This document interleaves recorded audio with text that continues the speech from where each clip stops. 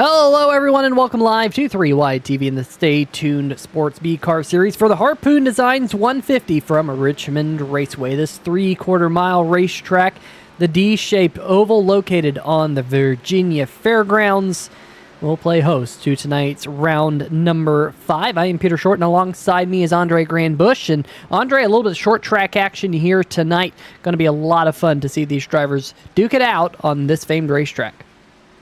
Yeah, and we're finally getting back to some more traditional action. Of course, schedule's been pretty varied so far this year. We went to iRacing Super Speedway, we went to Gateway, then we did some road course racing over at in Italy at Monza, and now we're finally back to some good old oval racing here at Richmond. And this is definitely one of the more difficult short tracks on the iRacing service, really for any car. But when you bring the Xfinity car here, it's going to be extra challenging because this car has quite a bit of horsepower and not very much mechanical grip like the next-gen car does. So riding on board now with Bryce Hoffman, we can see what it takes to get a lap around this place. And yeah, it's a tough track. These guys are definitely going to have to step up to the plate. Yeah, these drivers will have to step up to the plate. Bryce currently sitting down in 8th on the speed charts there on the left-hand side of your screen. I want to welcome everyone into tonight's broadcast here on 3Y TV. Of course, a big shout-out to Harpoon Designs for sponsoring tonight's 150-lap event. And harpoondesigns.com, go check them out. Some really cool designs and logos and pictures. And I gotta say, it's a pretty cool website overall. If you have not yet checked it out, make sure you go do so. I was... they kind of hold up to that whole designs moniker there, Andre. Their kind of whole website is centered around designs, and it in and of itself is a design. So pretty cool to go check out harpoondesign.com while these drivers are racing here tonight. Got a couple of other drivers. That's not a driver on the racetrack. That is Robert Richards, who is new to the series. Good to see some new faces, as it looks like we're pushing maybe 16 cars if Adam Dama, Thad Miller, and Garrett Gleason can get out there on the racetrack. Garrett Gleason did mention that he was running maybe a little bit late, might miss the drop of the green flag, but said that he might get out there. We're riding on board right now with Brent McKee, and I have to say, Andre, complete opposite from where we saw Brent McKee last week at Monza.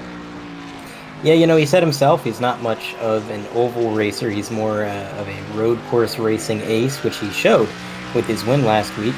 And he admitted in his interview that this track was going to be a challenge for him. He had a lot to learn, and, clock's ticking, so he's got a lot to learn in a short time to learn it. But, the nice thing about short tracks is that you don't always have to be the fastest car on the track. Sometimes, if attrition kicks in and things start to go a little sideways, if you're in the right place, right time, you can still salvage a good points day. And with his road course experience as well, you kind of have to assume that a little bit of that is going to transfer over here. You've got to have some brake control. You've got to have a steady foot on the throttle. A lot of the stuff that applies to road courses does apply to short tracks. So we'll see what he can do, but qualifying is underway. Green flag in the air. The number 51 wasting no time, getting out on the blacktop. And he is going to come to the stripe to start his first timed lap. And it is an interesting line that you got to run around this place. I was listening into some of the drivers, and TJ Elaine hard into the outside wall. Well, he proves the point I was just about to say, which is that you have to drive it into the corner really deep for a quick lap time. But the line between really deep and too deep, Peter, is very thin, and TJ just put that on display. Yeah, I'm sure that won't be the only time that we see a driver experience a little bit of trouble in turn number 1 and 2, as the number 12 Super gets a little bit loose in turn number 3 and 4. Definitely seems maybe a little unstable here tonight. Here is Philip Scott, the number 99, the World Ninja League Ford Mustang, right there on your screen, halfway down the backstretch, was inside the top 5 in practice. Had last week's win locked up if it weren't for a tornado, at least a tornado warning in his county.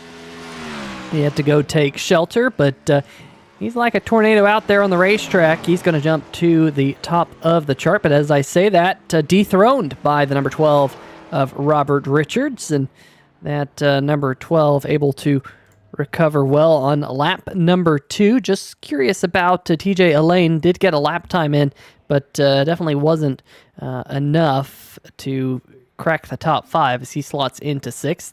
here is, oh, that was Adam Newton. Andre, I was expecting to see Adam Newton near the top of the charts, but for Newton, he is currently well down the scoring pile, down there in 7th, trying to go for 4 wins on ovals so far this season. So far winning the only 3 ovals that we have had before going to Monza last week, but it's going to be an interesting start for Adam Newton down there in 7th.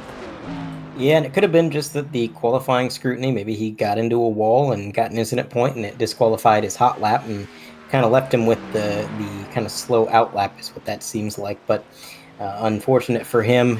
But what is lucky is that he's not going to be too far down the running order either way. When you have these smaller grid sizes, sometimes you are able to work your way through the grid and you're not as big of a disadvantage as if there was 40 cars out here per se. But this driver right here, the 47, he was top of the charts for practice. Now in qualifying, he's going to be 5th place for the moment. But so that's going to be into the wall, and that will not count. So even if that was a timed lap, it is no longer being timed. So it will be 22.36 for Mike Tellier. And it looks like the provisional pole for the moment does go to Richards with a 22.1, which is about as quick as we saw anybody go in practice. I didn't see anybody get into the 21-second bracket nor the 22 flats. It was just 22.1. And I don't know. We'll see if anybody can break that in the race. But in the meantime, Thad Miller's going to put a time on the board. 22.72, just 200ths of a second off of Jimbo Casterline for a top 10 starting position. And we're going to ride on board as he comes to complete his second lap. Heavy braking zone down into 3 and 4. And you don't want to get down too low, about half a lane up. Let's see what this time is going to be. That looked like a pretty solid lap. Not an improvement, though. He's going to stay right where he was on the board. Nope, 1 up. He's going to take Casterline's position. Yeah, so good run there by that to pick it up just a little bit on lap number 2. Now, one thing to note, Andre, was Mike Floppy Tellier, the Canadian driver, in the number 47. Like you said, fastest in practice. He was actually the fastest driver out of the entire field in turn numbers 1 and 2. However, turn 3 and 4 did not go Tellier's way on either of his lap times. I think the first time he went through, he was about half a tenth up on Robert Richards on the back or the first half of the lap. And then on the second half of the lap, he was about 2.5 tenths slower on his first lap. So that is how Mike Floppy Tellier finds himself. It's still in a good spot as our top 5 are only separated by just under 2/10 of a second, so still pretty tight up there at the front of the field. But the racetrack has fallen silent. Didn't get the whole field qualifying, which sometimes does happen, but we'll see what these drivers do as they get out there onto the racetrack. Let's see if we can bring up tonight's starting lineup, Andre. And it is going to be Robert Richards in his first start in the league, taking the pole with a 22.175. He's going to be rolling off alongside Philip Scott in second with just a 700th of a second discrepancy. Nate Maurer is going to be rolling off inside row 2. He's got Tom Lester to his outside for 4th. 5th place goes to Mike Tellier, and Steven Lashinsky rolls outside of row 3 in the 6th. Position. Then you have TJ Elaine. It kind of messed up his qualifying effort there initially, but his second lap was a little bit better, put him in 7th, and he's got Bryce Hoffman to his outside in that 21 machine at P8.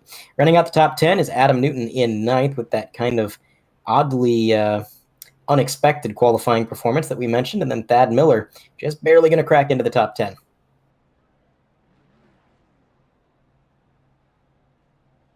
Jimbo Casterline going to be P11, and Brent McKee rounding out the rest of the field, it would seem. They're in 29th, although I believe there's a couple drivers that did not post laps, so they should be behind them if the graphic scrolls. If not, then I guess that is going to be tail end.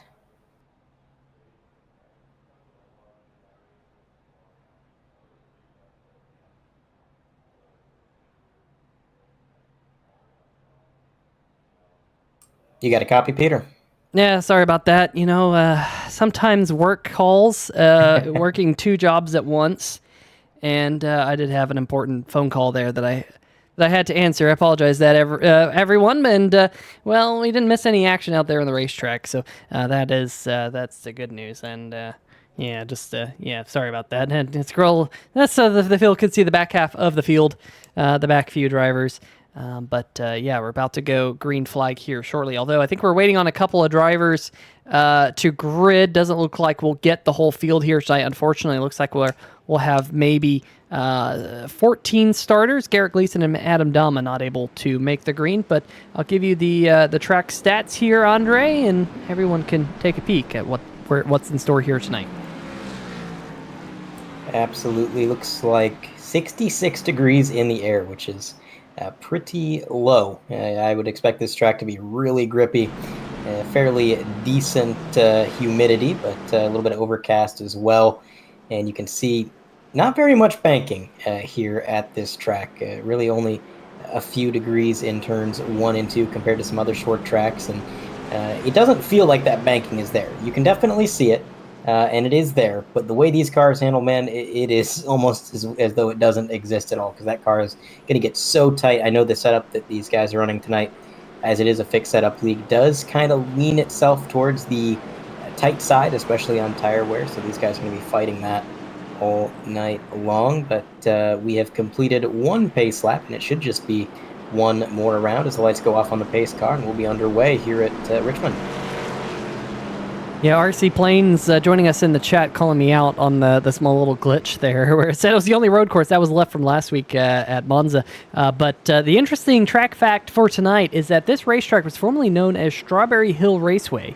Now, I did try and look and see when the name might have changed. According to Wikipedia, it was like when, I guess, the track was bought out in 1999. But I don't know how accurate that is, but it is now called Richmond Raceway. It was Richmond International Raceway after 1999, but we are now green flag here at what is now known as Richmond Raceway as Robert Richard heads off into turn number 1. Tell you what, it wasn't without challenge, though. Philip Scott got a really good initial start. He timed that just about as perfectly as you could want to time it, but it looked like the top lane just didn't have the speed through the corner. Even though he entered with the advantage, he had to give that position up, and Richards took the lead where he qualified Scott down to second, and now a side-by-side battle. Nate Maurer, that is a name we saw a lot back in the NSRA truck days before we switched to Xfinity, and let me tell you, he is one tough competitor. We saw him win probably more than I can count on either of my hands. I mean, there was a time where he won something like 4 in a row, 3, 4 in a row, and didn't even remember the races he won. He's like, oh, did I win that? You know, that's how much he was winning back then. So good to see him back here and getting a start in the Xfinity Series. Doing pretty well so far, but he did get a little bit loose up off the corner, and that gave the position to Lester in that 48. Now he's got a fight with Mike Tellier on the outside. Now, Mike has been pretty dedicated to this slightly higher line as we go on board, which is kind of interesting to me, Peter, because from everything I've seen and everything I was told by Bryce when he was practicing there, high line is not the place to be, but you know, Mike's not doing too bad up there. Yeah, Mike is not doing too bad on that high line at all. In fact, completes the pass here on Nathan Maurer as they head off towards turn number 3 and 4. Now on the front stretch, you can get lost on this racetrack in a hurry. Here is the points leader back here battling with TJ Elaine. That is Adam Newton. A little bit of right side damage already on his Ford Mustang. Of course, it is a short track. That might not matter as much as it does at some tracks, but it really depends on how much he hit that wall. That is some pretty decent right side damage on the PPG Mustang. Yeah, you can definitely notice it, and it does not help that it's a very bright body panel. The white is just reflecting in the light, and you can see all the dents and crumples there, and it's not going to be helping him. So that is, unfortunately, something that happens if you don't get a good qualifying effort. You start back in the pack, and you put yourself in these uncomfortable situations, and it's just more likely that mistakes will be made. And like I said, this setup does tend to lean towards tight, which means when you get up out of the corner, if you're not careful, that outside wall is going to sneak up on you, and it definitely snuck up on Adam Newton, and I would not doubt that damage is going to affect him at least until he can pit and fix it, which, if we don't get a caution for cause, will be at the stage break. But in the meantime, he's just got to try and push through. Yeah, and I'm actually kind of curious when that stage break is going to come out here tonight, because of the fact that this race at one point was going to be scheduled for 200 laps. and that stage break was going to come on lap number 50. So just going to quickly check to see if maybe we got any updated numbers, and I think it is indeed still going to be lap number 50 based on what was provided to us. So let's keep our eyes on that as the laps will continue to click off here in a hurry, especially if we stay green flag. We've seen some good green flag running this season. We've also seen quite a few cautions. We had a lot of them at iRacing Super Speedway. We had a good race at, I think it was Chicagoland the week after that. And then, of course, Monza wasn't too bad.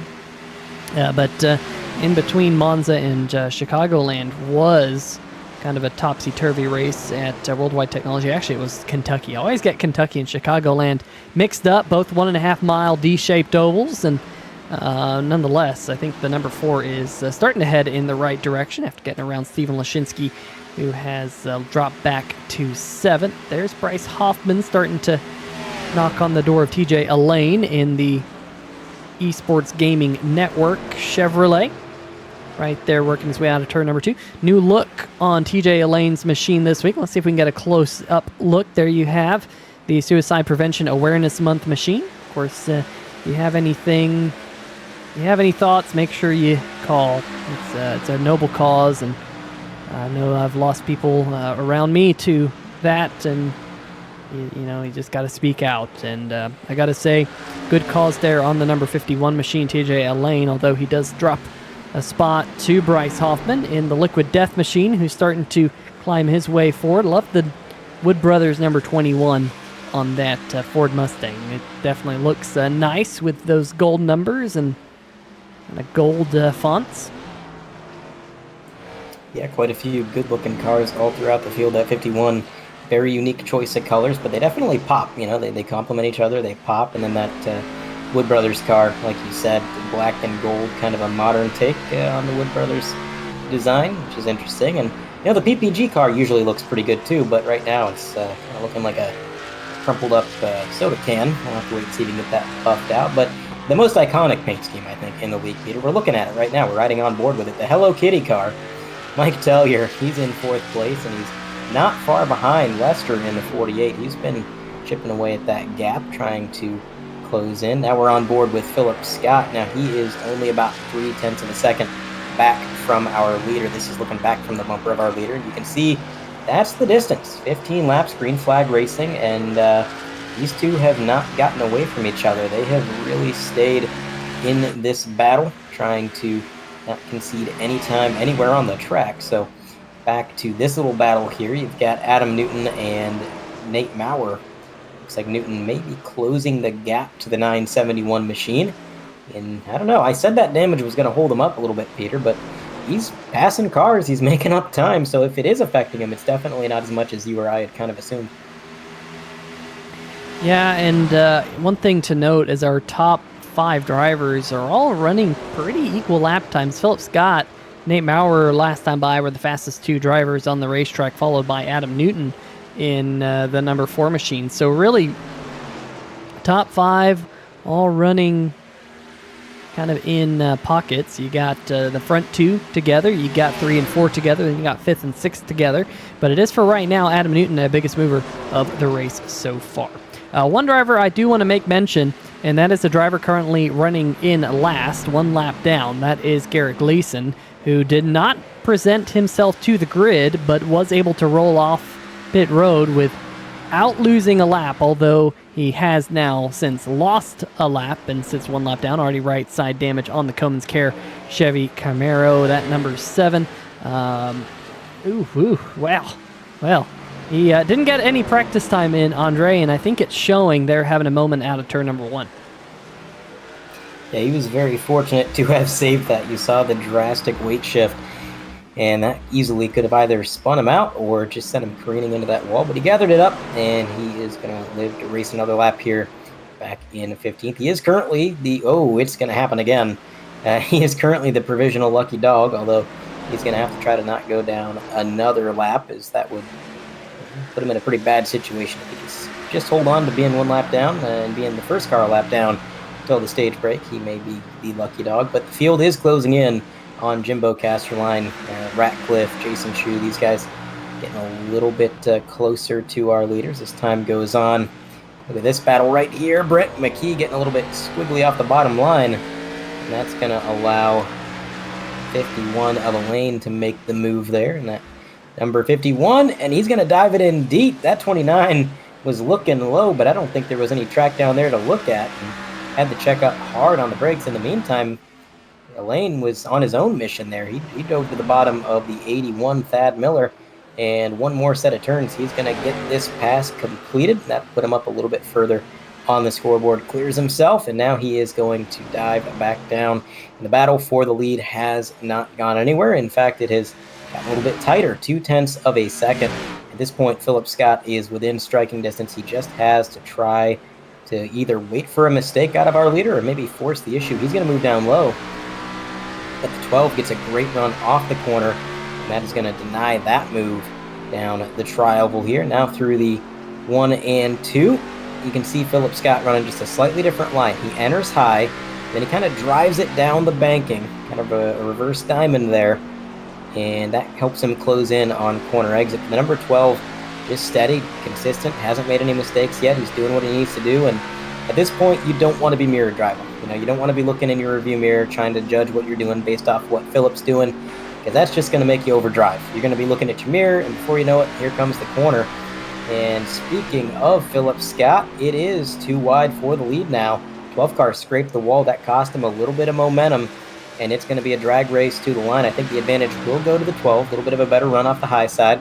But this does give Philip Scott the opportunity to drive it in deep here, try to stay alongside, but man, just pinching the car, pinching a little bit of momentum, can't quite get around him yet. Wiggling down the straightaway, not helping either. Some lap traffic up ahead that may be a factor in this battle. Yeah, they're catching up to the back, I think, of William Ratcliffe in the number 95 and the number 18 of Jimbo Casterline, which is not what Garrett Gleason wanted to see, as he, would lose that lucky dog position. Oh, right in front of your race leaders, William Ratcliffe inside the wall, and that will bring out the caution.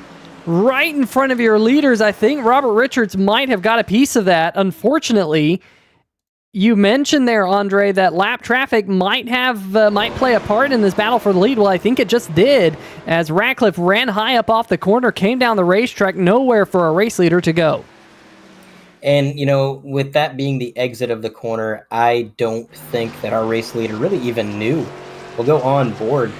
But at this point, yeah, the 95, he had nowhere that he could have gone. There was no way to change the momentum of that car. And I don't think he knew till the last moment that the 95 was even that tight, to the point where he was going to get into the wall. Take another look at the 3-wide TV replay. You can see it was a pretty hard impact, and then really hard into the inside wall. That's going to be what triggered the caution right there, as everybody passed him by. But I got to wonder, how much front-end damage now does this give our race leader? Here's a look at it from Philip Scott's perspective. Huge checkup. Now, it damaged the rear end of our leader there, but also big damage to the front and the right front for Philip Scott. So, I don't know. Both of our leaders might be at a bit of a disadvantage now. Yeah, we do have drivers on pit road. There's a number 95, William Ratcliffe. His night might be done. Adam Newton has elected to stay out. I have to say, I think that's a good move on Adam Newton's part, because remember, we do have a limited number of tire changes here in the National Sim Racing Association. Out there on the backstretch, Robert Richards in the number 12 Toyota Supra is the first driver off pit road, so maybe not a whole lot of damage on the number 12. However, Philip Scott elected to stay on pit road a little while longer to get some of that damage repaired. He actually lost a couple of spots to... I take this back. I'm just kind of looking at the scoring pile, and I think Scott might have blew through his pit stall, because his pit stop time was analogous to Mike Tellier's lap time, or pit stop time, rather. Just Philip Scott had a much longer pit lane time, so they were stopped for about the same amount of time, but a longer pit lane time. Maybe Philip Scott had to reverse into his pit box or something like that. Not exactly sure, but Philip doesn't look like he got much of that damage repaired. Anyway, do want to make mention, though, that Robert Richards in the number 12 came onto pit road. Looks like only fuel on the number 12 machine, so interesting call there. Jimbo Casterline also came onto pit road. Nope, take that back. Did not come down pit road. So he was the last driver to stay out. Top 6 drivers stayed out under this caution. So a little bit of a mixed bag from the strategy department. Garrett Gleason did pick up the lucky dog as he was the first car 1 lap down at the time of the caution. So that came at the fortuitous time for the number 7.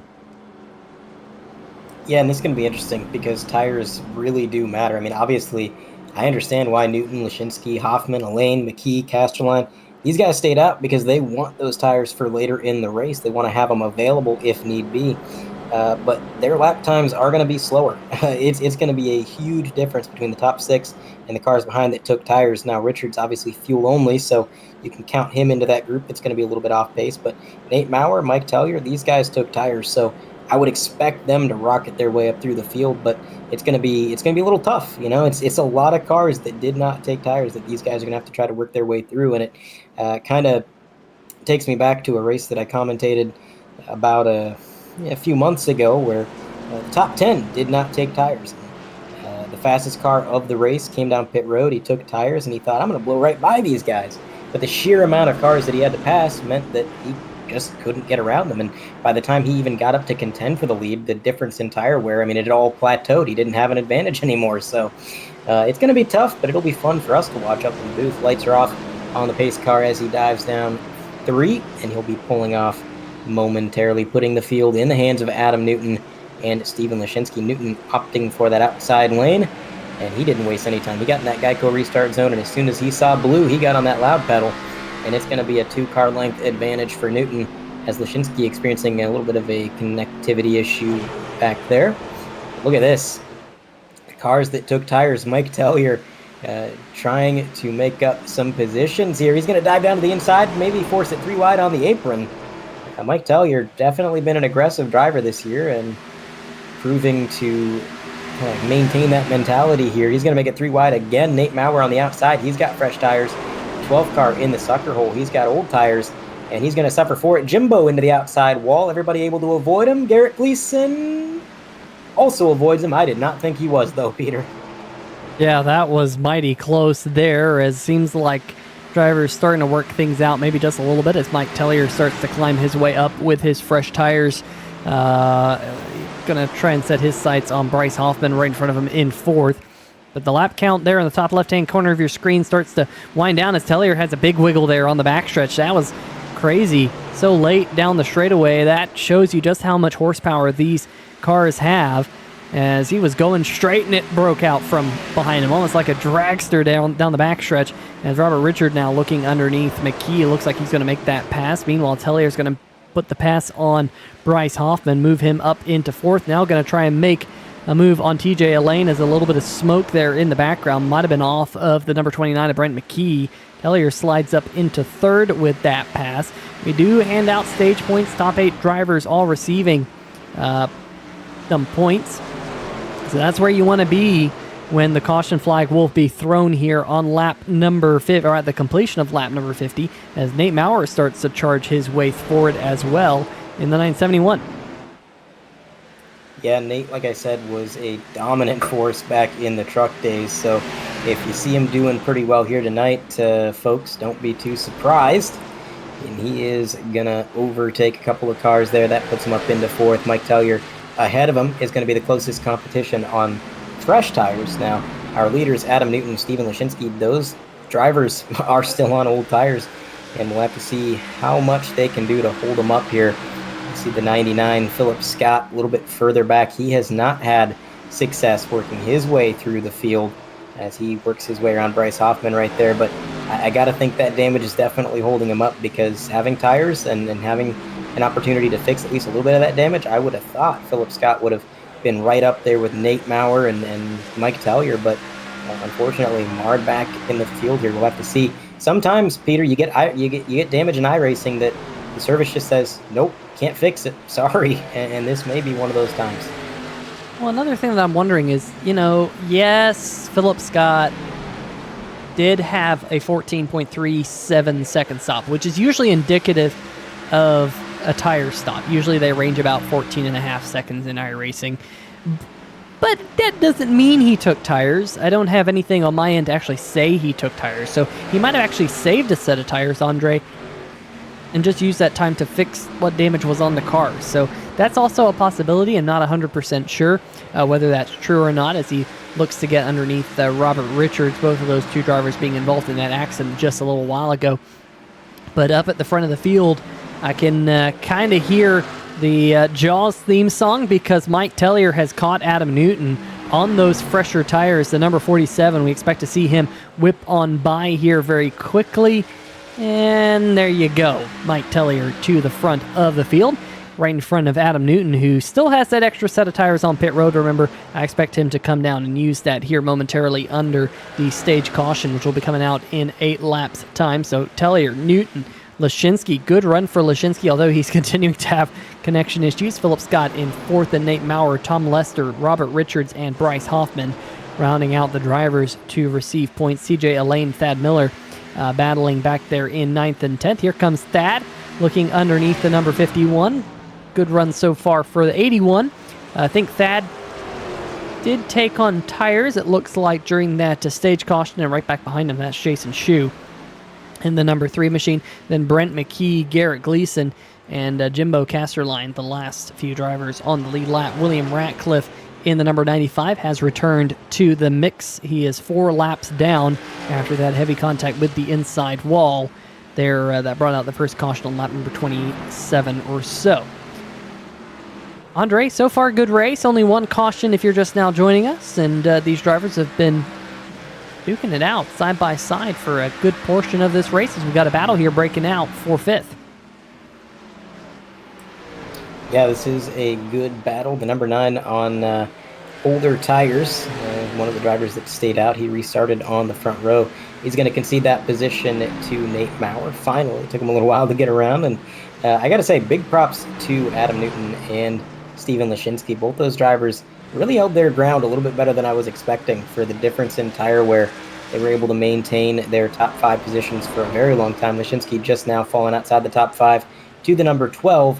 But Adam Newton holding on to 2nd place. He's only a second back from Mike Tellier, and he has managed to really put up some good lap times. Philip Scott also up to 3rd now. He got around Lester, and that is going to put him back on the podium.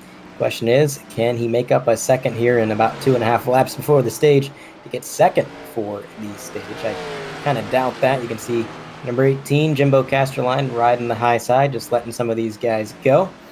Jimbo did a good job saving that car earlier when he had that incident, got into the outside wall, and he was able to lock her down and keep that incident from progressing in a way that would have been unfortunate. So good job there, although I don't want to give him too much praise. We're going to fire the 3-wide TV ray gun at him, give him the commentator's curse. But here we go, another battle. Thad Miller and the 51 of TJ Lane, these two no strangers to one another. They've been kind of racing in and around each other for the majority of the race, but it looks like Thad Miller now going to try to dive it down low. But the problem here, Peter, is that even if these two drivers took tires, we are now a few laps into this run, and the further you go, the more difficult it's going to be to pinch that car to the bottom, the more you're going to have to lift. So definitely not super easy to make that pass. We are on lap 50, so when Mike Tellier comes around to complete this lap, which should happen pretty soon, that is going to be the stage. So there it is, Mike Tellier taking lap 51 as this battle behind him continues. The 4, the 99, the 48, these drivers so close for the 99 to actually get around Adam Newton. He reeled him in. The caution has not come out yet, though, so it may be a rolling stage, or perhaps the stage was not at lap 50. Again, this race distance was altered. It was going to be 200 laps. Then admins realized that was a little bit more than what we'd intended. There it is. Stage caution, a couple laps late, but nonetheless, the running order pretty much the same as it was 2 laps ago. Mike Tellier, Adam Newton, Philip Scott, Lester, Maurer, Richards, Lashinsky, Hoffman, Elaine, and Miller. Top 10 for the stage. And it looks like Jimbo Casterline is going to be the... Well, no, actually, I think Gleason already took his wave around here. He's taking it. So that'll make him the lucky dog. I think Jimbo was the only car 1 lap down when that caution flew. So I think it will be Jimbo. Oh, that's right. Garrett Gleason got it back on that caution. You're right. So Jimbo is going to be the lucky dog. Yeah, he had just fallen 1 lap down just a moment ago, so that's good news for Jimbo. I do want to give a shout out to tonight's race sponsor, Harpoon Design, and make sure to check out harpoondesign.com And I'll tell you what, they also sponsor our poll award, so big shout out to tonight's poll award winner, which was Robert Richards on debut in the number 12 machine, now trying to work his way back up through the field, making his first pit stop of, actually second pit stop off the night, took fuel under the first stop, now coming down and making stop number 2 into his pit box right there in the number 12 machine. Philip Scott, Nate Maurer, Tom Lester, the top 4 drivers on pit road. Philip Scott down and away early, not taking tires on this stop in the 99 World Ninja League machine. See the race off the pit road there. Scott, Tellier, Maurer, Lester, Newton, and Richards. Pretty much the order they came in. Not 100% true. As Mike Tellier, I think Tellier took tires again here, so I think already 2 sets down for the 47. Well, he may just be very confident in this thing staying green and not needing tires for a late race restart. We'll have to wait and see. Obviously, if I'm on the track, I would play it a little bit more conservative, I think. But short track racing, man, you never know what's going to happen. This thing could go green to the end, or it could be a caution fest. You just never know. I do notice that Nate Maurer is really hugging that inside wall for this pace lap. I don't know if he's intentionally trying to save some fuel here or if he's just having a little bit of fun, but fuel mileage does kind of come into question for me. It's going to be a little under 100 laps. It'll be about 90, let's say 93 laps by the time green flag drops. What is a fuel stint? Do you know, Peter? Well, that's a good question. I just kind of... Let me pop in. I will ask one of our drivers real quick, see what they know. There you go. There we go. That's always a good idea. We don't know anything up in the booth. The drivers know the answer more than we do up here in the booth, but you'll see the iRacing.com pace car lights twinkling atop it as Philip Scott, Tellier, Maurer, and Richards, our top 4 for this upcoming restart. And, well, Andre, do you have a number, or were they willing to tell you? I was told by Bryce, and I believe it was Robert Richards. They both said roughly 85 laps. So it looks like they're going to have to take a splash of gas unless they go into super safer mode. But yeah, 85 laps, give or take.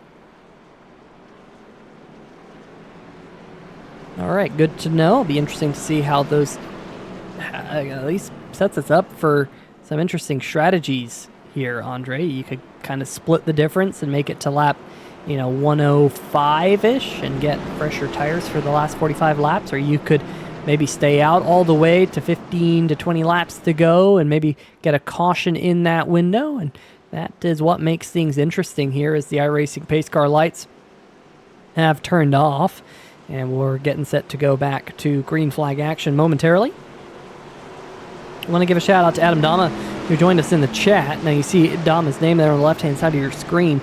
Well, Dama mentioning that every time he connected to the session, for some reason, iRacing was killing his internet. So that seems like a struggle. Hopefully you can get that resolved. Maybe a good old reboot of the modem will fix that. But a reboot of the race has gone off. Green flag back in the air. Ooh, I think that was Bryce Hoffman throwing up a little bit of smoke back there in the Liquid Death Ford Mustang. Got the number 48 of Tom Lester down underneath him. Steven Lashinsky lurking in the background. Then Brent McKee, Adam Newton, and Thad Miller rounding out our top 10 currently. Yeah, might have got into the wall there. And, ooh, big slide for the 48. Can he gather it up? I think he corrected it down on the apron. What a save by the driver of the 48. Let's take a look at the 3-wide TV replay. This is not an easy maneuver to make, ladies and gentlemen. When he hit that banking transition, he very easily could have continued to go around, but just a little bit loose on corner entry, down onto the apron, and look at that correction. Nobody getting into him. He's able to keep it down low, get back up to speed. Big props to Tom Lester. Let's go back on board now, get a better perspective what he was doing with this steering wheel. You can see he was counter steering already by the time we even panned back. He had that thing cranked to the right, and well, Peter, sometimes you got to turn right to go left. Yeah, sometimes you do have to do that, as they do that fairly often at my local dirt track that's in action here tonight on a Thursday night, surprisingly. Usually they race on a Saturday night, but Well, it doesn't look like we're back live. Let's see if we can jump there. There we go. Now we're back live. There's the number 48 of Tom Lester. There's the number 99 of Philip Scott, still our race leader. But yeah, they usually race on a Saturday night, but they're doing part of a East Texas swing, and they're racing at a couple of racetracks in East Texas and Western Louisiana. So they start tonight at my local dirt track, and then they race tomorrow night, Saturday night, and I think they even race Sunday night, one of the kind of touring dirt modified series. So kind of cool to have them in town. But I am here with you on 3 Wide TV here tonight, and I've always wondered, Andre, about maybe I should go and try to get that gig at the local dirt track for commentary. I don't know if they'd take me or not. I might not be exactly what they're looking for, but you never know. You never know. That might be fun. As out there on the racetrack, drivers are having fun. In fact, some positions changing hands just around the outside of the top 10 as Bryce Hoffman almost did what William Ratcliffe did about 50 laps ago or so. Almost got into that outside wall. Ran really high. Very easy to do here. That turn 2 wall comes up in a hurry. It absolutely does. It sneaks up on you, and the tricky thing about it is, I mean, once you notice your car is getting tight, it's already too late. If you lift, if you try to turn the wheel a little bit more, it's not going to change anything. You're still sailing towards that outside wall, so you got to be really careful on corner entry to make sure you get a good exit as we go on board with Bryce Hoffman. And going back to what you said, though, Peter, I feel like every iRacing commentator has gotten that comment from friends or family, like, oh, you should do the local dirt track. They're looking for commentators and employees. But see, the nice thing about iRacing is that there's less people, and you can sit here, eat a cup of ramen and drink some coffee at your desk, and still do some commentating. So not all bad here on the virtual side of things. Continuing to follow along with this battle, Bryce Hoffman's got a front row seat. That is a gaggle of 3 cars in front of him. Adam Newton, Nate Maurer, and it looks like Steven Lashinsky in that 9 machine. All these drivers under a blanket trying to sort out who's going to take what position. 9 car all night long is preferred to be about half a lane up, and it's worked out until now, because now Adam Newton's going to take advantage of that, and he is going to get down to the low side. Yeah, Adam Newton, I remember trying to go for his 4th win of the season. We're only in race number 5. The only race he did not win was last week at Monza, where he finished even on the podium. So trying to keep that podium streak alive at the very least, even if that win streak was snapped last week at Monza. But trying to keep the oval win streak alive. You can kind of slice it however you wish to, as he makes the move now up into 5th with the move on Steven Lashinsky. Now trying to close in on Nate in front of him. They are about 3 seconds behind Robert Richards in the number 12 machine. Hold up a minute.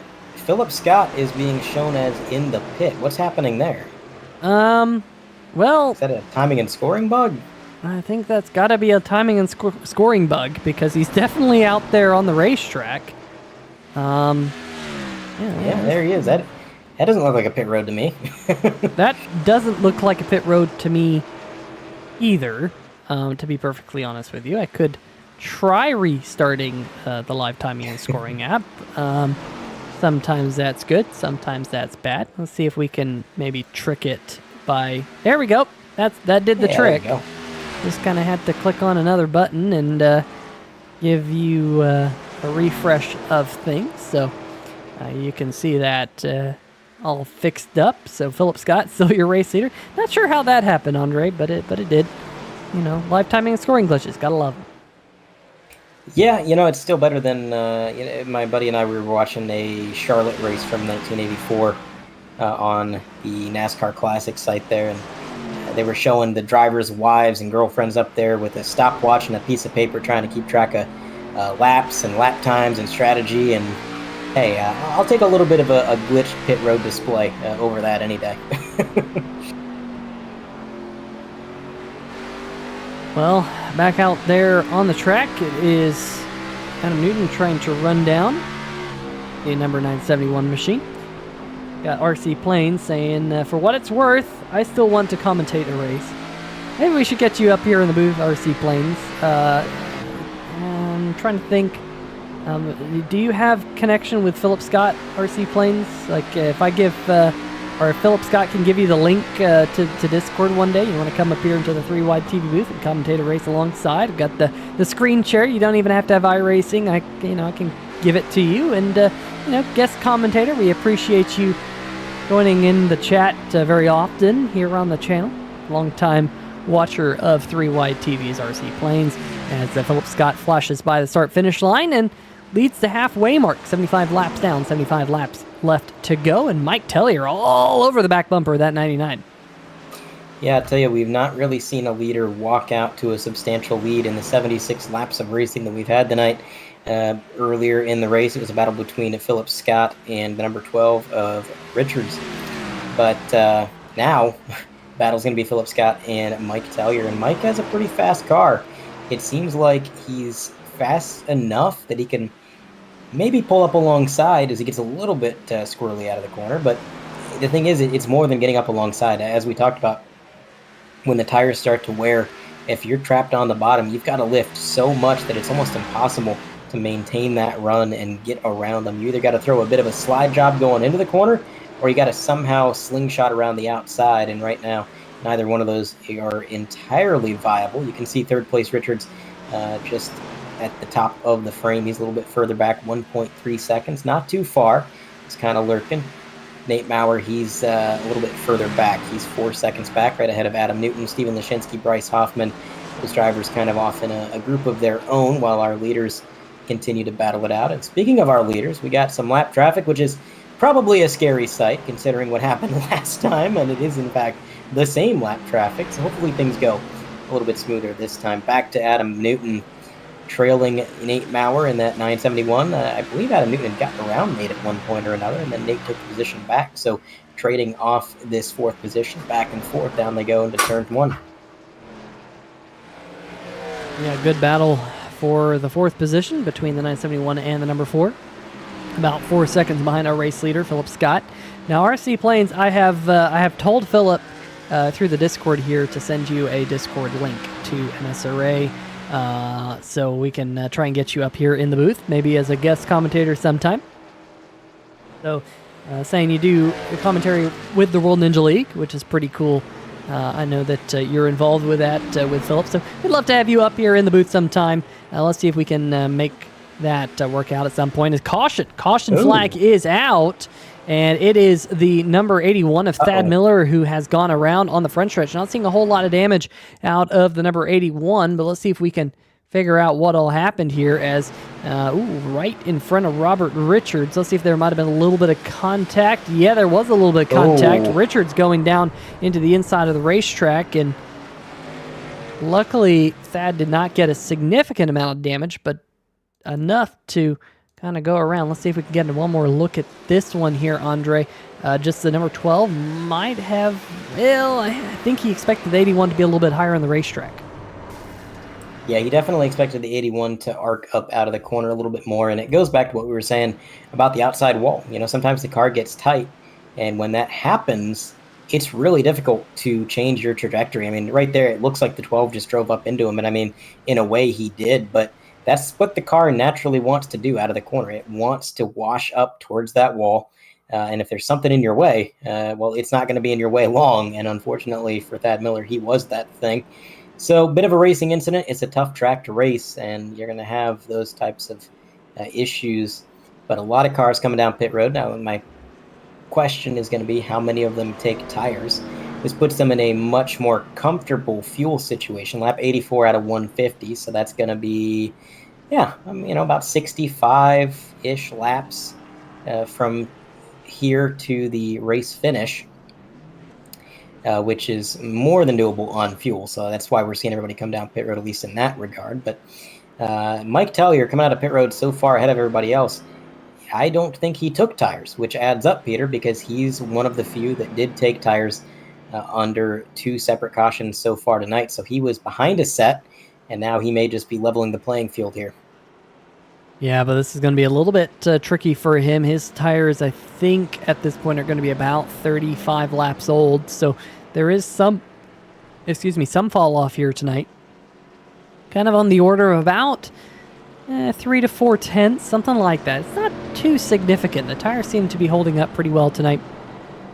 That might be due to the current track conditions. There on the right-hand side of your screen, you see ambient temperature at 69 degrees Fahrenheit, racetrack temp a little bit higher than that due to the friction these drivers impart into the racing surface, sitting at 69 degrees. A nice number there, as it is the Hello Kitty machine out there leading the race so far. You see not a lot of wind, as well, the clock there indicating, Andre, that in sim we are about to hit the midnight hour, and it seems like that clock is going a little bit faster than it should. Otherwise, my indication of time is completely off, but it looks like we're kind of at a 2-time accelerated speed time-wise, but about to crack the midnight hour in the simulator.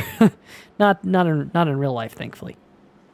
Yeah, that's not something you see very often. If this was a full-length race and we had it set to ×2 speed, we might get to see the sunrise. But it's a bit of a shorter race, and also we are already about a little over halfway through this event. So it is going to be the 47 leading the field to green with those older tires, and then he's got a whole slew of drivers behind him who did indeed take tires. So that'll be bit challenging. Obviously, we saw a few drivers find some success on older tires, able to hold on to at least a top 5 position. We'll see if Mike can do the same. But this caution definitely came out at an inopportune time for him. He was really working on getting around Philip Scott. He was kind of on a level playing field with tires, just down a set behind the wall. Well, now he's not down a set, but he's not on a level playing field with tires. Everybody else has a faster car at this point, fresher tires, and that's going to make things tough. He's going to have to basically hope for another caution, and even if he gets it, he's still going to be off sequence. He's really the only driver that far off sequence with everybody, so we'll see if it plays to his advantage or his detriment. Pace car down into pit road, skimming by those sand barrels, and out and away they go. Mike Tellier, 1 car length lead at the line, down into 1 and 2. Now, Mike Tellier is going to feel pretty good until he has to turn, and that's right about now. Through the corner, drifts up a little bit. Philip Scott's going to get a big run driving down the banking. With a little bit of draft from the cars behind, he is going to pull up alongside. This should be a guaranteed move right here around the bottom to the lead. Philip Scott. Now the 47 machine has 2 more drivers behind him to contend with. He's got the 4 car to his outside. He's got the 971 to his inside. And, well, he can only block 1 lane, so he's got to choose wisely here as the 9 decides to rejoin us here in reality after his connection issues phased him out for a moment. But tell you what, Steven Lashinsky, he's had a really good run so far tonight, consistently top 10 and running the top 5 for quite a bit of this race in the last half at least. And 3 wide TV ray gun, Peter. There it is. Yeah, you just had to say Steven Lashinsky's having a good night, didn't you? Good news for Lashinsky is a little bit of a 360, and he is back A-okay. Let's get a look at this one on the 3 wide TV replay. Just kind of expect to see maybe the rear end stick out. Yep, that's exactly what happened. Rear end of the number 9 just broke away from him there. Andre, we've talked about how you have to carry a lot of braking into the corner, and that is what we saw right there with Lashinsky. Let's get one more look at this one on the replay. Just going off into the corner. No contact with Bryce Hoffman there in the number 21. They stayed off of one another, and good job by the whole field to scatter around Lashinsky there, Andre. That is actually pretty impressive that they were able to just kind of avoid all the chaos and keep everyone clean. Don't believe there was any takers on pit road either, so we get a little bit of a extended caution here. Let's see if maybe we can get a quick word with one of these drivers here on 3 wide TV. Let's see if we can get a quick word with our race leader, driver of the number 99 machine. Where is Philip Scott? Well, you know what? I wish I could say we could talk to Philip Scott, but we can't talk to Philip Scott. So we'll talk to second. We'll talk to Mike Floppy Tellier. Hey, Mike, Peter Short, 3 wide TV booth. Get a copy. I believe so. How's it going, Peter? It's going up here in the booth. It looks like an interesting race out there on the racetrack. That Hello Kitty Toyota has been, it's been purring pretty well here tonight. Tell us about it. Yeah, meow, meow, meow, meow, meow, meow, fast car, meow. Well, that's all you need to know, everyone. Meow meow. Mike. No, honestly, it's fast because of tires. I took tires at the 30 caution and then there at the end of the stage. So I have one set left. I'm hoping we get a caution here, like lap 120-ish. Put on another set of stickers and see how I can do. Just got to try and maintain, stay on the lead lap until then. Yeah, you do have older tires than those around you. How did it feel there for that short green flag run? Good. I kind of let Philip go by, kind of easy peasy, TNR connection, and then just like I said, trying to hold my own now, and hope someone on the TNR side of thing gets a W here at the end of the night. Well, Mike, you're probably going to get the 1 to green here shortly. Best of luck for the rest of the night. Hopefully your strategy works out the way you want it to, but we still have over 50 laps left to go in tonight's race. Yeah, thanks for having me here. Have a good one. All right, well, that is Mike Floppy Teller. We'll let him get back to his TNR gang, hanging out here in the Discord with Jason Shue and Garrett Gleason, 2 other drivers in the field here tonight. But I didn't see our race leader, Philip Scott, in the mix there, Andre, so I don't think he was able to join the Discord. Hopefully he joins if and when he ends up in the top 3. We'll have to wait and see. Yeah, we will see if we are able to get an interview with him. I'm definitely counting on a top 3 finish with the way he's been running. But again, I don't want to say anything because, man, oh man, I destroyed poor Lashinsky there with the re-wide TV ray gun. But in the meantime, drivers have a little bit of fun with each other, I think, there. The 971, a little bit of contact with the quarter panel of the 99, but lights are off on the pace car, so we'll be going back green on lap 96. So it will be about 55 laps to the end of it, which are going to go by pretty quick. This is a short track, 22-second lap times, give or take. So definitely getting to the point where I would consider it go time, Peter. If you're going to get aggressive, if you're going to start picking up some positions, now is the time to do it. I don't want to wait until it's too late. 4th caution of the race coming to a close here. Pace car turning left, and the field belongs to Philip Scott. He's going to wait a little while, stacked up the field, playing some mind games, and that is going to help him out a little bit there, getting an advantage. And now for second place, Nate Maurer diving to the bottom of that 47. Yeah. Not quite going to be able to hold it. Go ahead.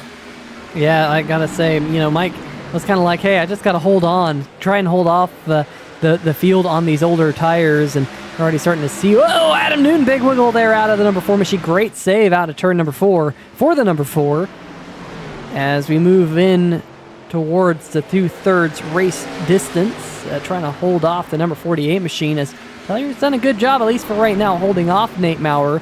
We'll wait and see whether that 971 can complete the pass. Almost had him that time, but this is actually allowing Philip Scott to scoot away up to about a half-second lead out front of these 2.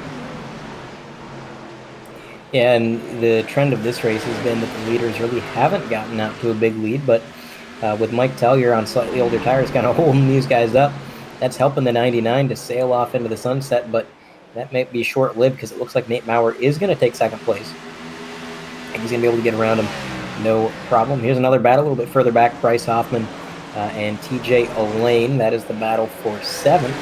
TJ Elaine's going to take it pretty handily there. In this battle, man, oh man, 4 car gets around the 47, but just barely.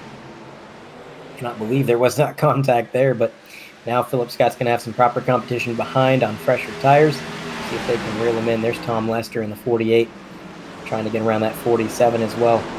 Well, you said, Peter, he's just trying to hold on, and he's definitely trying, but man, those old tires not doing him well.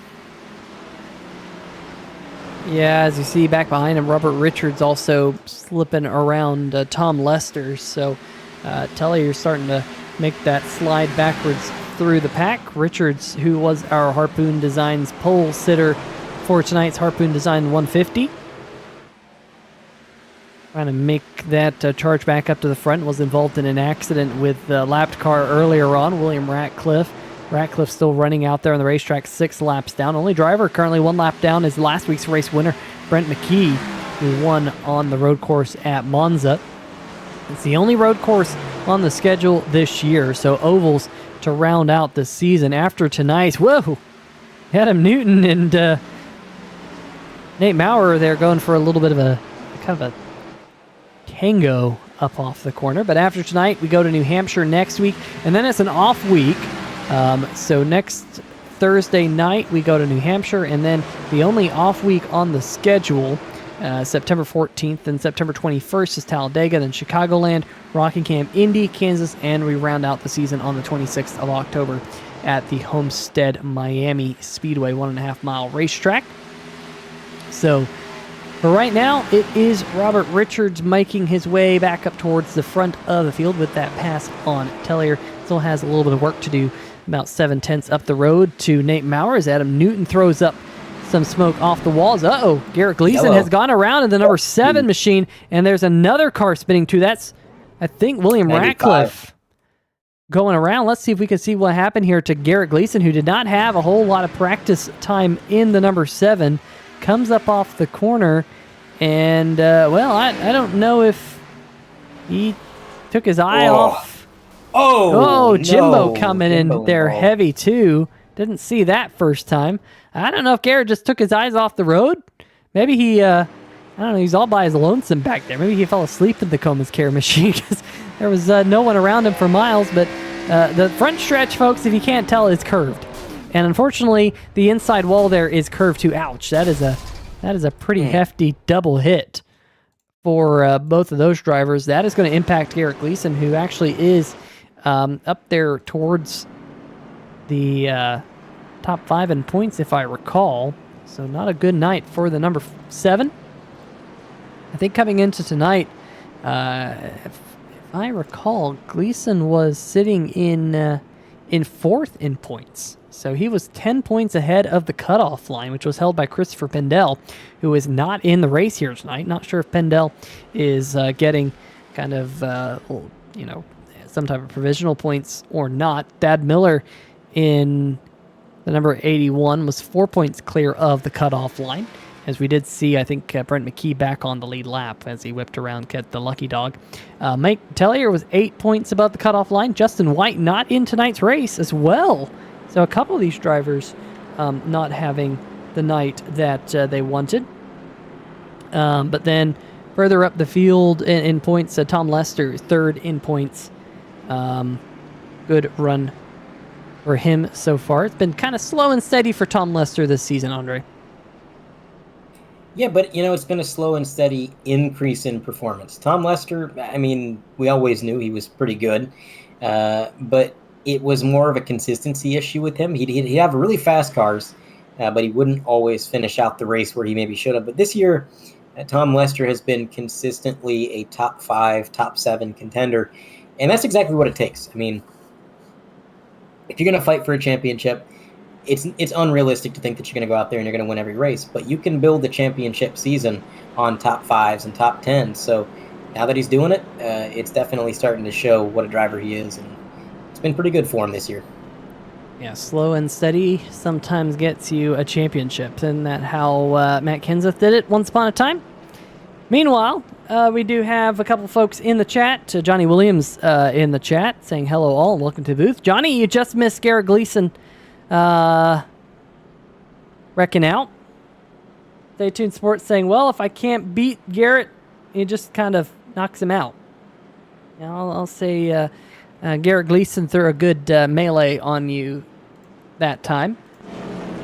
Not a melee, like Alicia calls it. So, won't ever forget that one. Every time I hear someone say melee, I think of Alicia Casterline, of all people, one of our regulars here in the 3 Wide TV chat.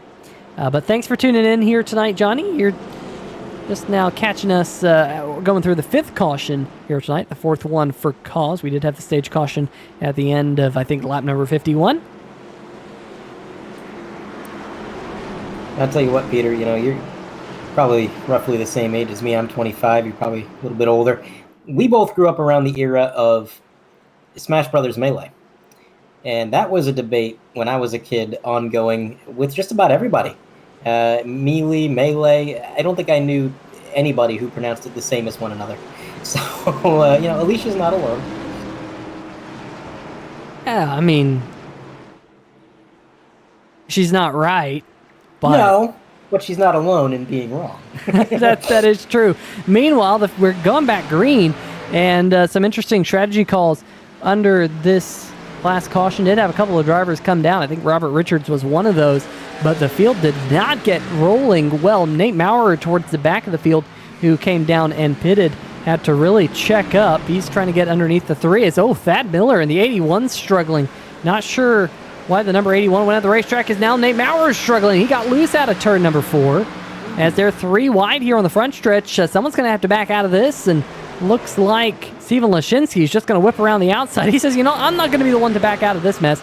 He just picked up a couple of positions in one fell swoop, as we're coming down to 39 laps to go. But almost contact between those two again.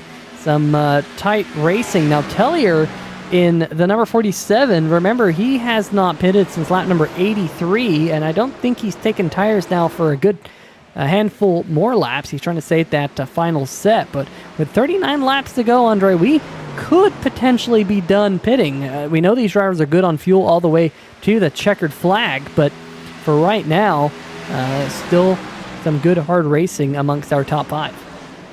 Yeah, the only reason they would pit would be 4 tires if we were to get a caution flag, but I would imagine if this thing stays green with less than 40 to go, it's going to be about 37 at this current point.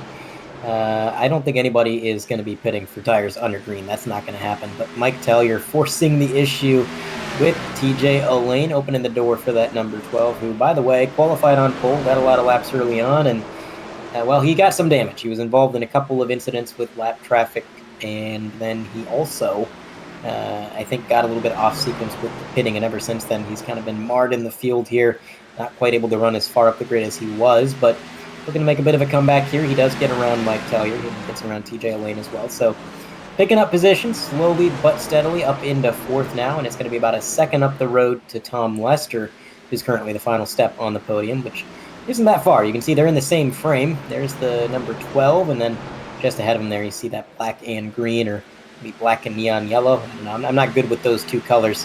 In front of him, the 48.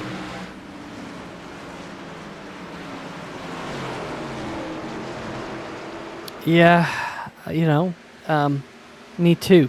There were definitely times when I struggled to figure out who's who in these races, but right now up at the front of the field, Philip Scott is your race leader. I do know that much, Andre. I do know. Now, the scoring pile on there on the left-hand side of the screen helps me out quite a bit. Adam Newton in 2nd, Tom Lester in 3rd, our top 3, then Robert Richards in the number 12, and Mike Tellier in the number 47. But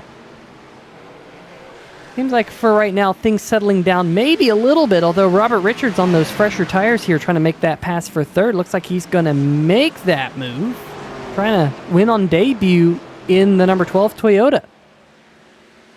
Yeah, definitely working his way up through the grid. And to clarify, yes, I knew that was Tom Lester.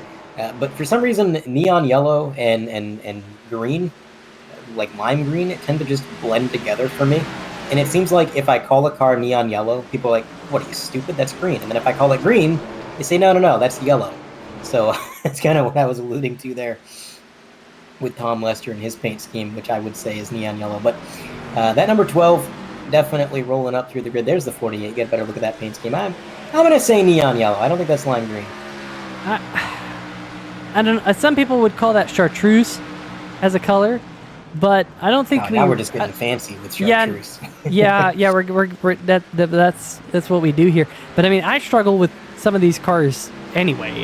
Just some of these paint schemes look all too similar to one another, and thank goodness I'm not colorblind. I can tell colors apart. I have a coworker; he's colorblind, and every once in a while I'm talking to him and I say, hey, the green triangle or something. Oh, and I'm like, oh shoot, you can't tell if it's green or not. So then I have to say that triangle thingy right there. I have to point it out. I'm luckily not colorblind, but sometimes it is hard to distinguish between some of these paint schemes. And as Robert Richards on those fresher tires starts to chip away at the race lead of Philip Scott, down to about 0.6 of a second, closing in on 25 laps to go here in just 4 laps from now. And Andre, with these drivers clicking off these laps at about 22.5 seconds per lap, I mean, 25 laps is going to go by in a hurry, just about 3 laps per minute. So you do the math. If we stay green, we have less than 10 minutes left in this race. That's how quickly this thing will wrap up. If it stays green flag, that is the big question. If it stays green flag to the end. Here is Mike Tellier. He's still holding on to that top 5 spot since we, left him on those older tires. But he's got Nate Maurer to his inside. And I have to say, this very well could be Tellier dropping out of that top 5 position. It definitely could be, but I tell you, he's probably still not wanting a caution to come out at this point, because right now it is 25.5 laps to the end, which, even though he has an extra set of tires on the wall, it's not a guarantee that a caution now would be our last. Sometimes you pull the trigger a little bit too early, you take those tires that you've been saving, and then you get more cautions. And then everybody else pits a little bit later, they have tires that are a few laps fresher than yours, and it completely blows the whole strategy. So if a caution were to come out right now, he'd have a very difficult decision on his plate. But right now, not really thinking about that, because on his plate is actually a car, the 971, trying to fight around the outside, and I think he's finally going to get the job done. Yeah, Tellier will drop back a position, so move Nate up into 5th on his return. I don't think we have seen Nate Maurer in any of the races so far this season, if I recall.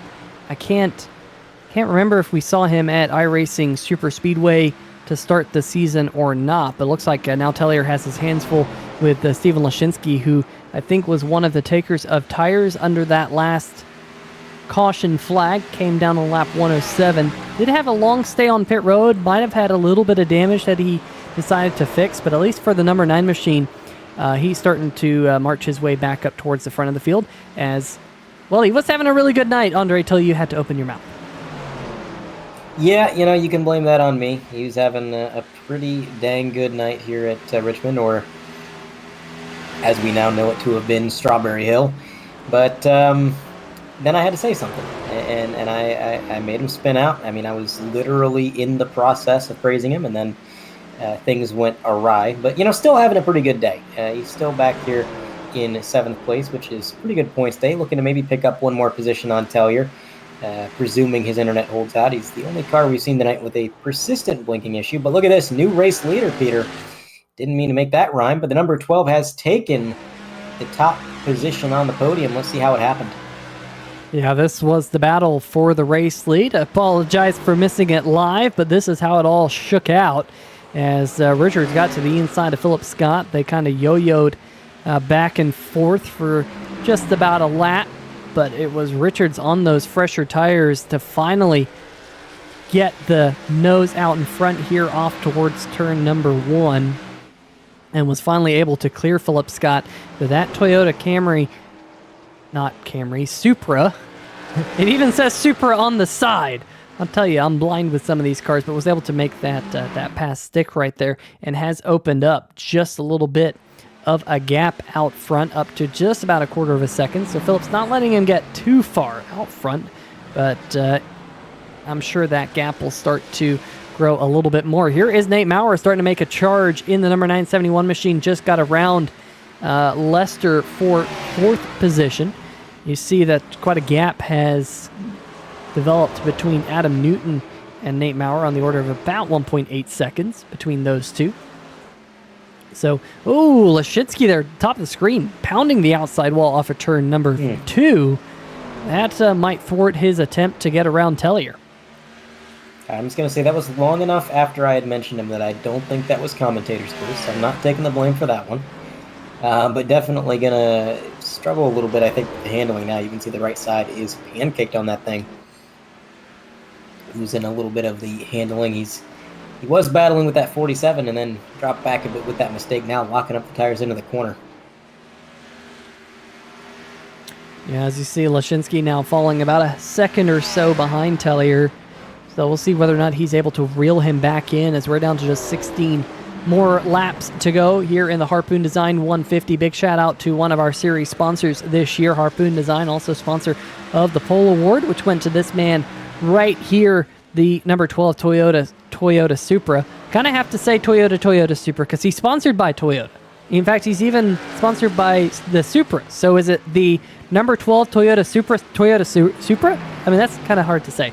The number 12 Toyota Supra. That is very hard to say. That's harder than I expected it to say that. All I can say is it's a good thing it's not a neon yellow Toyota Supra, because then we wouldn't know what to make of it. We got a car down on the apron. That is going to be Bryce Hoffman. Did he pit? Looks like he did. He's 2 laps down. I don't know what possessed him to come down pit road. Maybe not voluntary. Only thing I can think of is he either spun onto pit road and just ran with it, or maybe he just decided he was not having fun on those tires and decided to bring it down and at least have a good handling car for the last few laps. Yeah, he pitted on lap number 134, so with 17 laps to go. So definitely a little surprising as he gets one of his laps back. Now, if a caution flag was to come out, he would be back on the lead lap. And that's the good news, is he is the only car 1 lap down, and I think that is going to be the case for probably till the end of the race. So let's take a look at the track map there, bottom right-hand corner of your screen. Well, I take that back. Your leaders are actually closing in on lap traffic as Hoffman's going to come back onto pit road. Maybe just not liking that number 21 here tonight, as I think he might call it quits right there. Yeah, he is not having a fun time. I think that's going to be enough fun for one day. In the meantime, up front, number 12 trying to hold the 99 at bay, but I think we both expected the 12 to pull away, and not happening. Yeah, it's not happening. Surprisingly so. I know you mentioned earlier in the race that kind of the lap times seem to kind of plateau a little bit, and I think that is very much the case here, unless Richards realizes, you know what, I don't have to win this race by a mile. You only have to win the race by a fraction of a second, honestly. As long as you're first, you're first. But for right now, that number 12 machine is managing the gap. That is the good news, as he's starting to work his way through some of the lap traffic. Has put Jason Chu and Brent McKee 1 lap down. Now about to put Thad Miller 1 lap down. So I was just about to say that it looked like Hoffman was going to be the only car 1 lap down. Well, now he's on pit road. Now we have 3 cars 1 lap down. These commentators, they don't know anything, folks. 9 make that 8 laps to go here at Richmond Raceway. Yeah, and they were able to navigate that lap traffic pretty well. That's, let's see, the first time they've gotten through lap traffic without issue as the leaders here, the 12 and the 99. The 99 closing that gap ever so slightly, not quite within striking distance, but definitely close enough to be a factor, and he is not letting that 12 walk away to that lead. We were expecting him to get a little bit of smoke thrown up there, and driving it in deep to the outside. Now he's going to drive down the banking, and that has been the reoccurring pattern here with the 99 running a very different line, tends to enter way higher in the corner and kind of prioritize the exit speed, which is really the way you got to do it. Like I said, you can't really pass anybody in the center of the corner here just because you have to lift so much on the bottom. It's so tough, and the top doesn't quite have enough grip. So if you're going to pass somebody, you want to set it up for corner exit. And speaking of passes, our leader scrapes the wall on the straightaway, potentially getting some damage, has to take a very shallow entry, and that's going to give Philip Scott a huge run here. Not quite going to be able to do anything with it yet, but got to be careful. You want to minimize those mistakes. You don't want to be pounding that wall with only 5 to go. Now again, through 1 and 2, this is where the 12 had that issue last lap. He's able to keep it off the wall, but it's a little bit squirrely, and again, that allows Philip Scott to chip away just another couple feet. And give it a few more laps, he may be on the bumper of that number 12. And the question is, will he use the bumper? You got to make the pass for the win. He's not opening the door. Do you open it yourself? Here's another battle, Peter, a little bit further back. The number 4 and the 971. Adam Newton not looking like he's going to defend the oval win streak, but still up on the podium. And Nate Maurer looking to make his comeback a strong one here as he dives it down low.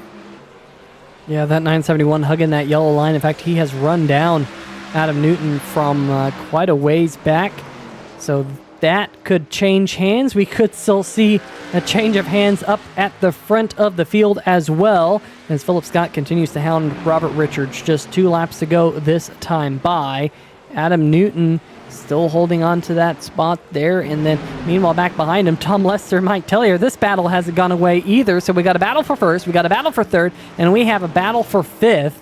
So 3 strong battles here in the closing stages, at least for right now. Looks like Richards able to put another car length or so between himself and Philip, but he had a wobble up off of turn number 2, and that will allow Philip Scott to close right in as the white flag waves here at Richmond. One more time around this track, Philip Scott came so close to victory last week. It was taken by a tornado of all things. Now he's back on an oval trying to get a win down the back straightaway. He's going to enter the corner on the bumper. Defensive lines from the number 12. Again, that shallow entry is going to give the 99 a shot as they race to the line. But a good block from the number 12 is going to secure the win.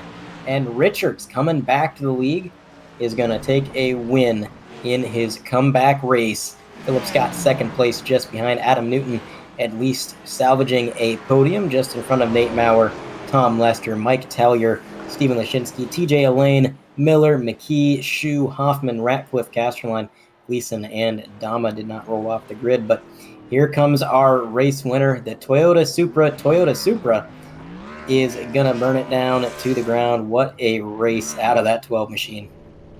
Yeah, it definitely was a good strategy call by the number 12 machine, all things considered, to come down onto pit road there with about 50 or so laps to go and take tires. We went green flag to the end, and that's what makes the difference. He was able to charge from mid-pack up to the race lead and did not look back. Checkered flag from the pole. Got that Harpoon Design pole award, got the Harpoon Design 150 win. It's been a good night for Robert Richards.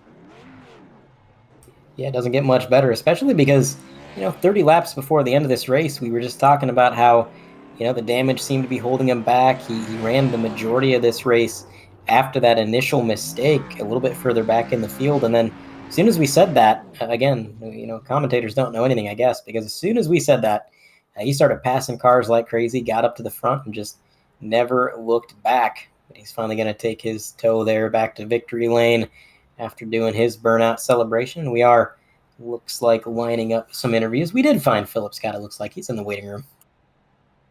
Yeah, we'll get a quick word with Adam Newton first, however. Keeps that podium streak alive. Adam Newton, Peter Short, 3Y TV booth. Got a copy? Gotcha.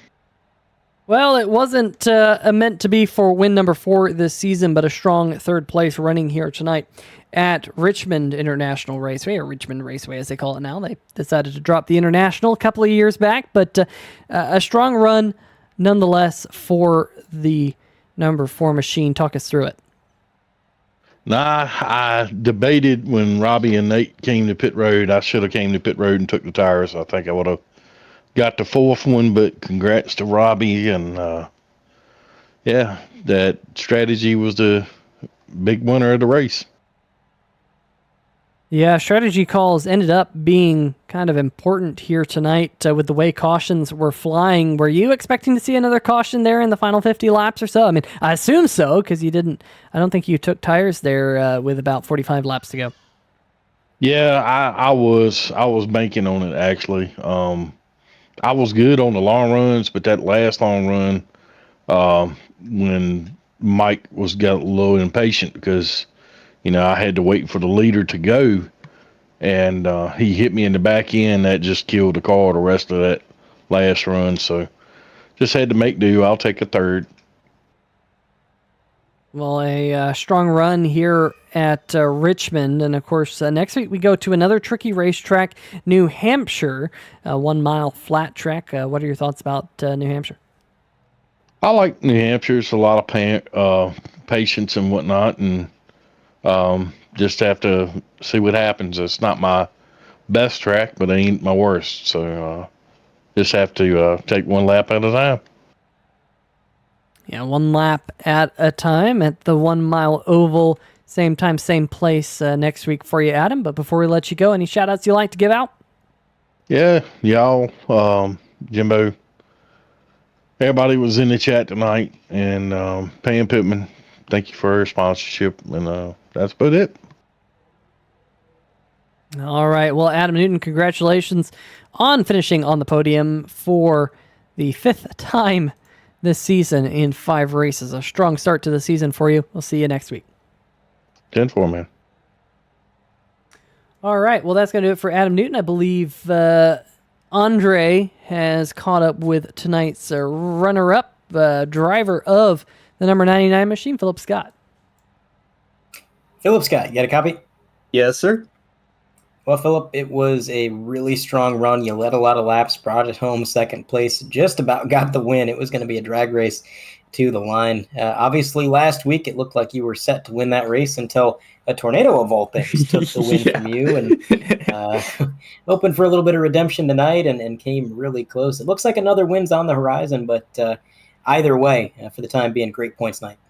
Yeah, for sure. I kind of just decided, you know what, I'm gonna do it again. I've been pretty busy with work and stuff, so I've tried to limit my iRacing to a little less, so only a couple nights a week. So, but yeah, so I was just like, all right, I think I want revenge after what happened last week, because yeah, I don't care how far out in front I was, a win's a win.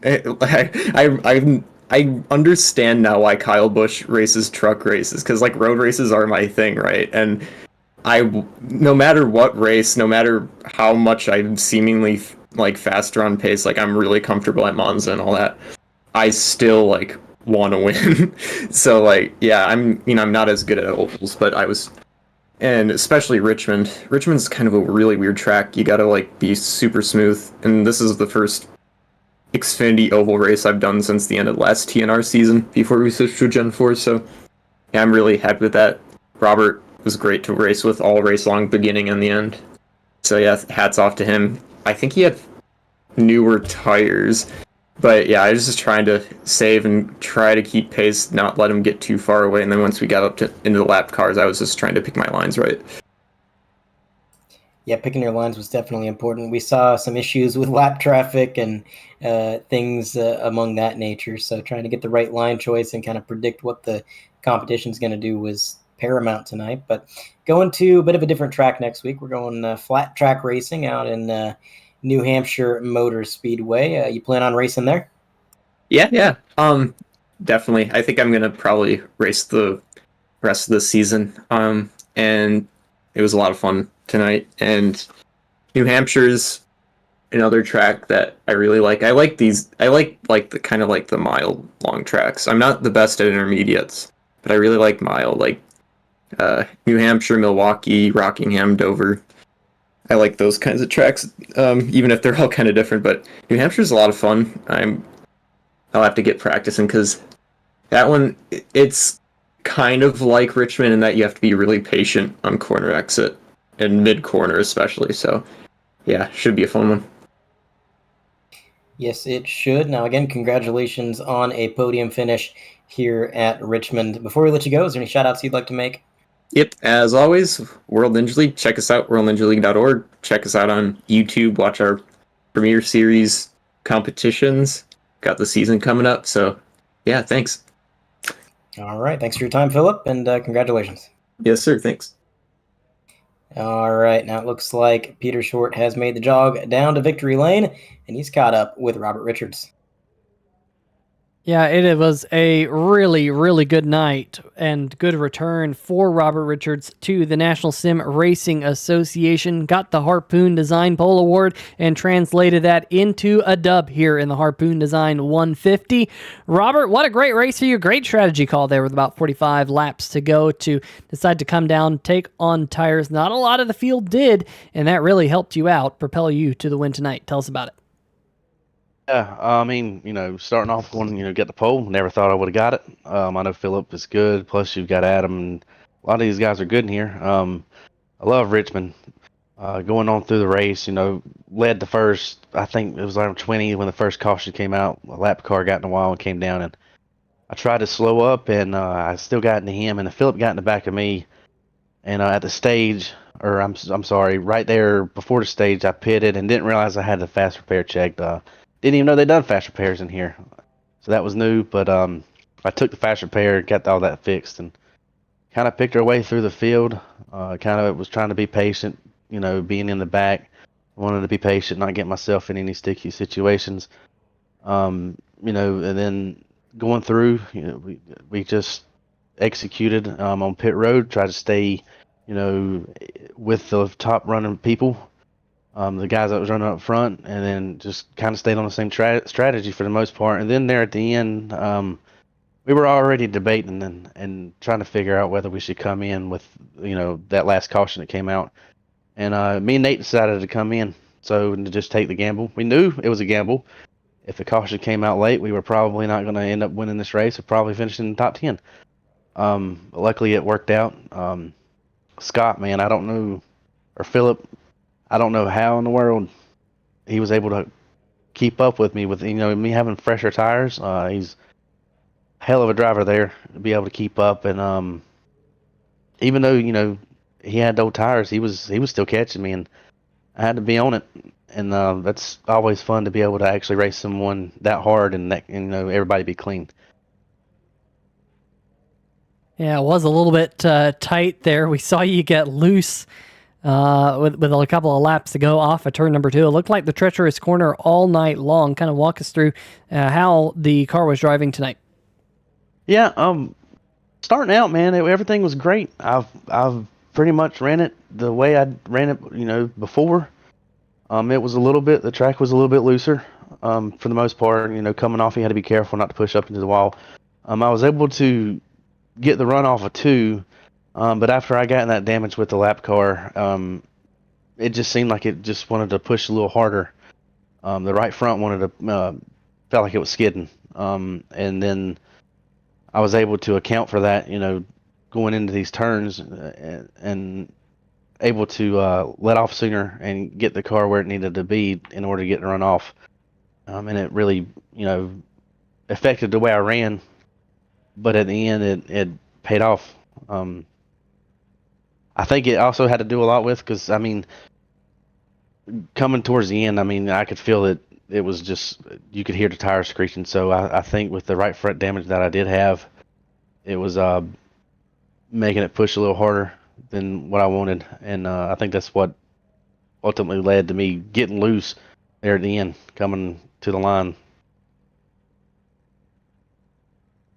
It was definitely a fun way up here in the booth to round out tonight's race. A good hard battle all the way to the checkered. That's what we like to see, and I know that's what keeps you coming back as a race car driver and here in the iRacing.com Motorsports Simulator, Robert. But great to have you back in the league. Next round is New Hampshire 1 mile flat track. What are your thoughts about New Hampshire?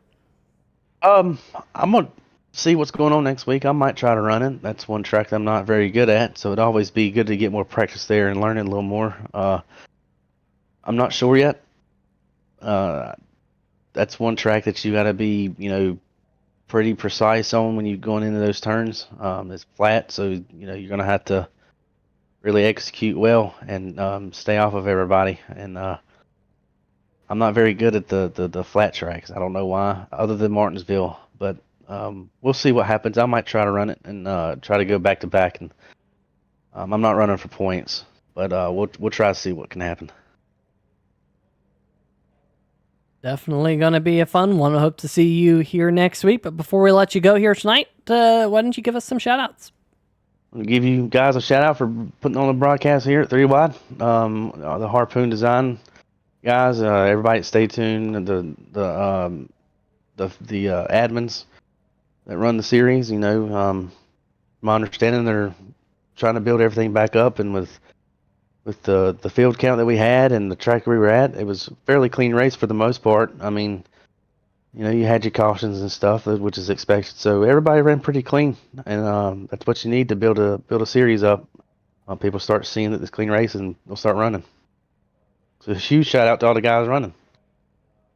Yeah, definitely was a good race here tonight, and we saw a lot of good hard side-by-side racing. In fact, thinking back at it, we really only saw one caution with I guess what I would consider side-by-side type contact. So hopefully that continues on forward. Robert, thanks for joining us here tonight. Congratulations on your win. And like I said, hope to see you again next week at New Hampshire.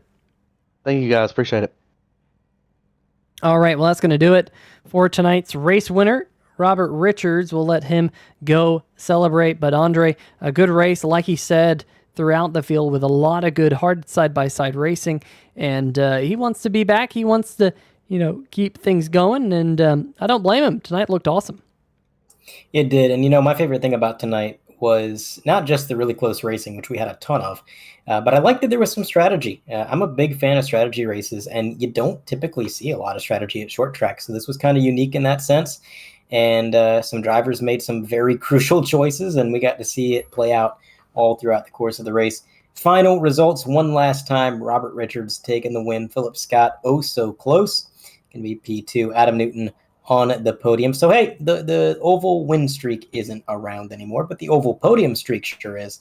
Nate Maurer in fourth, Tom Lester, Mike Tellier, Stephen Lashinsky, TJ Elaine, Thad Miller, Brent McKee, Jason Shu, Bryce Hoffman, William Ratcliffe, Jimbo Casterline, Garrett Gleason, and Adam Dama unable to grid. And that is going to do it for the final race results again, one last time. But, yeah, that's pretty much going to do it, Peter. Definitely looking forward to New Hampshire. Yeah, New Hampshire is at least one of my favorite racetracks to race at. It has good races. It has not so great races, but well, at least on my part, I've had some absolute stinkers at New Hampshire, but it's one of the racetracks that I enjoy going to, and I enjoy going there when we broadcast there as well. So hoping forward to another good show like what we saw here tonight at Richmond for everyone. Like our race winner, Robert Richards, had to say, want to give a shout out to Harpoon Design for sponsoring tonight's race. Make sure to check them out at harpoondesign.com, as well as Stay Tuned Sports. There's a link to their Podbean in the description of the video. So if you want to listen to Stay Tuned Sports podcast, you can do so. Just click on the link here on 3Wide TV. And it is a great place to listen to. Of course, the NFL is about to start. College football kind of, sort of already underway. Some of the teams have had their first game. We're waiting on the first big round of games this weekend. So Stay Tuned Sports is where you want to be to listen in to all of the top sports news. Of course, baseball's still going on. We're moving on towards the month of October in a hurry here. So got to give them a shout out. And Jimbo, wasn't the night meant to be for Jimbo here at Richmond, but I'm sure we will see him again next week. But for myself, Peter Short, and Andre Graham Bush, and everyone else in the 3Wide TV family, we will see you again next week, same time, same place, at 9 o'clock Eastern next Thursday night for New Hampshire, and the week after that will be an off week. But folks, until we meet again, stay safe and all that good stuff, and we shall see ya!